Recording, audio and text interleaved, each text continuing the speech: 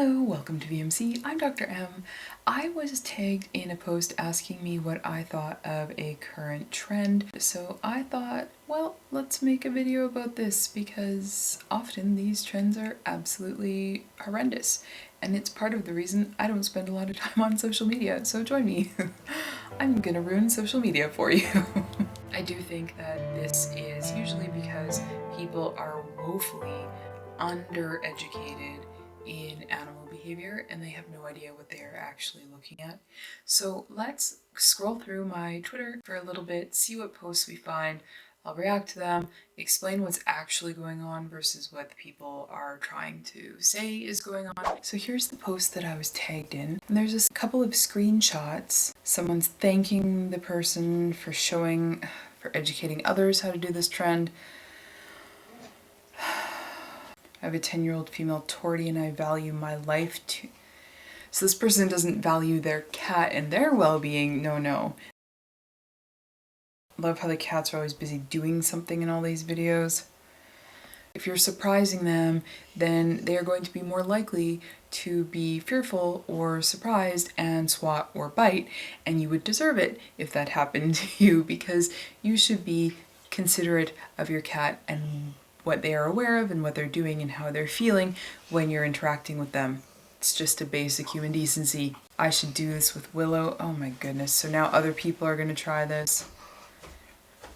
And this is the video.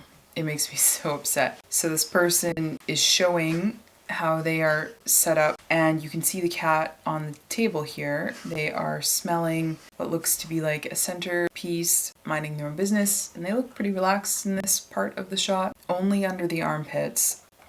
You can see from this still here, its body is tense, its whiskers are down and back, which indicates it's feeling upset, fearful, stressed. Its ears are back and to the side, which also indicates stress and that this cat is upset. Pupils are dilated, forehead is tight. This cat is very unhappy. But this person continues to do this. And then what bothers me so much is right here at the end. The cat finally gets put down, thank heavens, poor thing.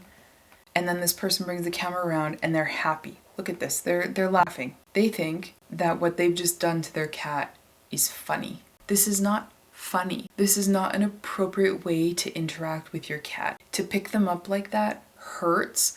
All their weight is dangling from their armpits, which is not comfortable.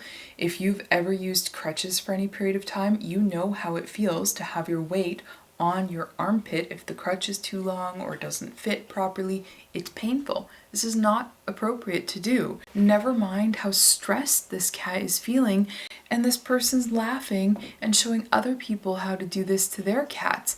Like, this is why I don't spend a lot of time on social media, because these sorts of videos, like, this isn't a unique thing here. This happens all the time. Don't do this to your cats. I shouldn't have to say that, but don't do this. And what I want people to start to think about is that if they see something like this, that they actually pay attention to how the animal is feeling. As this cat is feeling so much stress, do not interact with this.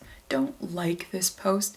Don't share it. Don't feed this trend, because there are other people out there who are now going to go and do this to their cats.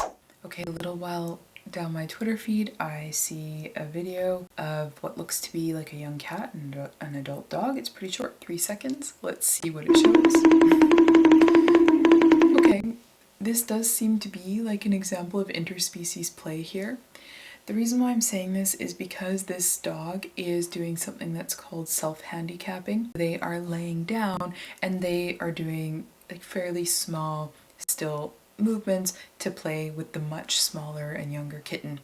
Dogs that are good at play will often do this. They'll sit themselves down, they'll lay on their side, that sort of thing, if they know that they are playing with a much smaller or younger animal that just needs them to be a little bit more gentle. Now it's tough to know just from these few seconds, but this cat does seem to be having a pretty good time bebopping this dog's face.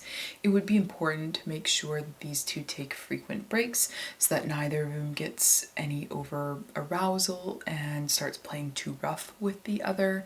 And it's also important that as play progresses, you need to be watching out for back and forth in the play. So, you know, one animal is doing something, then the other, then the first, kind of that back and forth.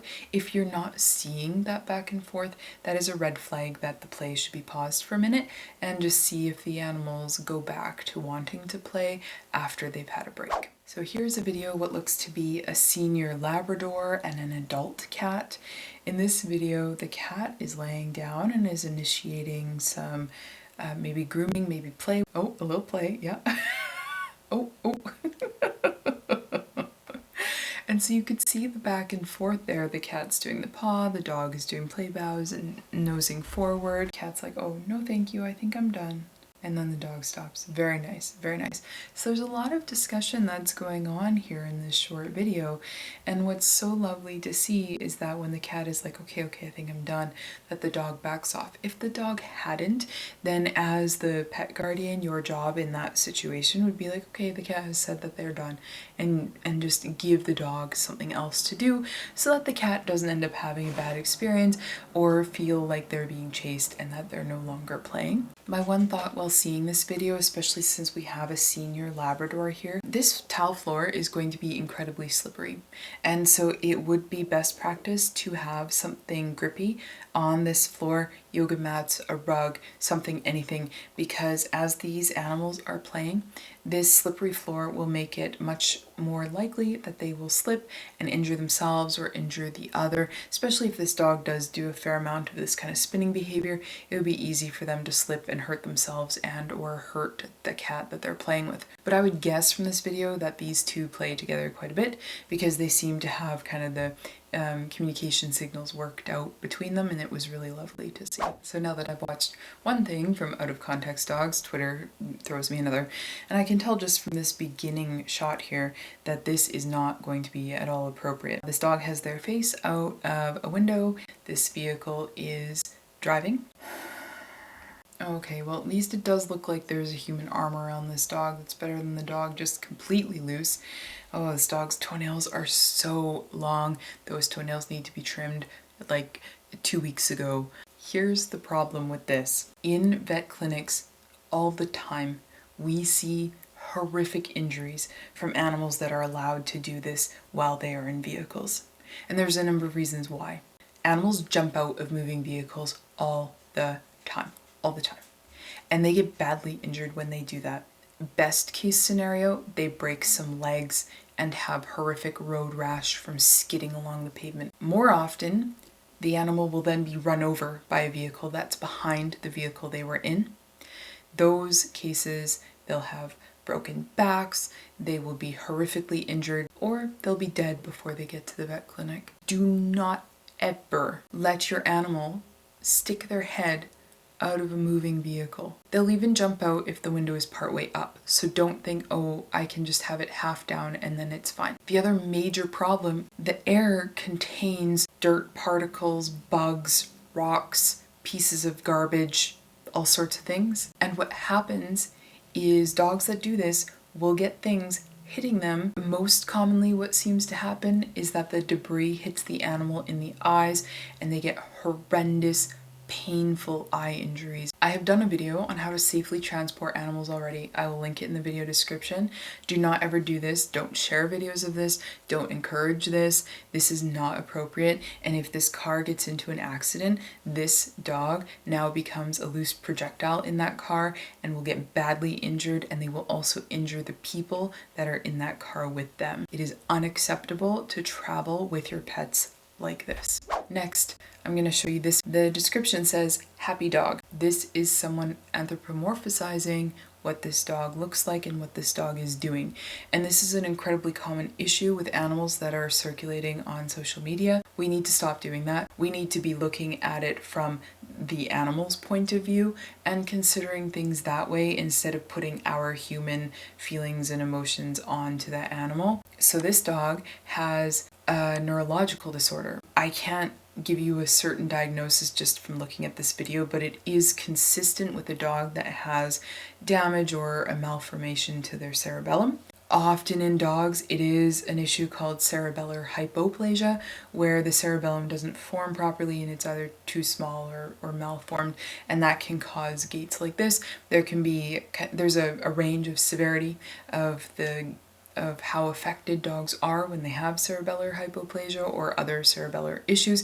It's also possible it's something else, but just most likely based off of this footage. And you can see here that this dog is a little unsure about whoever is staring at them taking this footage, because they have looked, side-eye a couple times, so they're a little bit nervous about the presence of the person taking this video. This should not be portrayed as a dog that is just happy, because these dogs tend to fall or trip and they can injure themselves when they do so, and so they need some help with accessibility. They also look and behave differently than many other dogs do, so these dogs need extra support when they are meeting other people or other dogs, as their behavior and their appearance is a little different, and that can cause other dogs to react poorly to them. So it would be very important to be careful with how you introduce this dog to other dogs. Here is a post from Jeffrey. This looks to be a very young kitten. Let's see what happens here. A little black kitten playing with a bag of potatoes, using the bag to hide, and then practicing pouncing on the potato. Oh my goodness, this baby is so cute. Get it. This is perfect because the animal is choosing when and how they engage. The potato moves a little bit, so this baby can feel like they are practicing their hunting behaviors, and they are. And yet this is also how, like, when kittens are playing, they are learning the skills that they'll need as adult cats. And so this little baby is having a blast playing with this potato here. Oh my goodness, cats are the best. The people are not sneaking up behind the cat with this potato. They aren't forcing any interaction with the potato, nothing like that. I hope that you found this information and this look at some of the things that Twitter showed me today to be interesting and helpful. If you have posts, videos, TikToks, whatever it might be that you'd be interested in hearing my thoughts about in the future, feel free to comment them down below. I can add them to a list to cover in the future. If this video is something that people are interested in, I'm happy to do another one and react to other videos, other posts down the road. I do put out a new video most Fridays, and I hope you'll join me in the next one and that you have a wonderful weekend. We'll talk to you soon. Bye. My dog got up because I'm getting worked up.